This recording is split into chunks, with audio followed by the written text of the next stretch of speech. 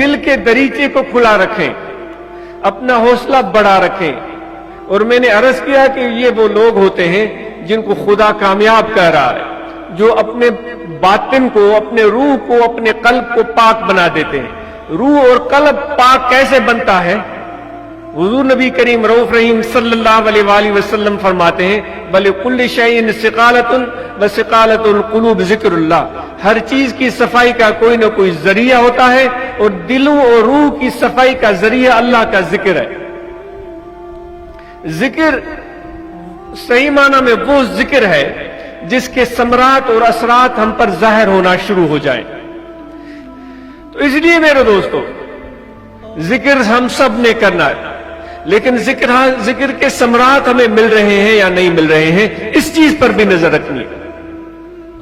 جو ذکر کرتا ہے یقیناً اس کے دل کو صفائی ملتی ہے، اس کے روح کو پاکائی ملتی ہے، اس کی عادات میں تبدیلی آتی ہے، اس کے اخلاق میں تبدیلی آتی ہے، اس میں برداشت پیدا ہو جاتی ہے۔ میرے سب سے بڑے ذکر کرنے والے میرے آقا و مولا حضرت صلی اللہ علیہ وآلہ وسلم کی ذات تھی کہ آپ خود فرماتے ہیں کہ میرے آنکھوں کو نیند ہوتی ہے، آپ خود فرماتے ہیں صلی اللہ علیہ وآلہ وسلم میرے دل کو نیند نہیں ہوتی، میری آنکھیں سو رہی ہوتی ہیں، لیکن آپ فرماتے ہیں میرا دل ذکر کرتا ہے۔ وہ ستا یہ سوہن نندر عبادت تنجی، جن کی نیند بھی عبادت بن جاتی ہے، ان کا اس حدیث کا ترجمہ کیا ہے شاہ عبداللطیف بٹائی رحمۃ اللہ علیہ نے، ان کی نیند بھی عبادت بن جاتی ہے جب ان کے رگو پے میں خدا کا ذکر ہوتا ہے۔ تو اس ذکر کو ہم نے اور آپ نے کثرت سے کرنا ہے، اور اس ذکر سے ہمیں ثمرات مل رہے ہیں یا نہیں مل رہے ہیں اس کو دیکھنا ہے۔ جو سب سے زیادہ ذکر کرنے والے، سب سے زیادہ اللہ تعالیٰ سے محبت کرنے والے اور اللہ تعالیٰ کے قریب میرے آقا و مولا حضرت صلی اللہ علیہ وآلہ وسلم کے حیات طیبہ کو دیکھتے ہیں، جس کی قرآن مجید میں اللہ تعالیٰ تعریف فرماتا ہے کہ میرے نبی کی زندگی کو، میرے نبی کے اخلاق کو، ان کی عادات کو، ان کے اسوہ حسنہ کو دیکھو۔ ان کا طریقہ کیا تھا؟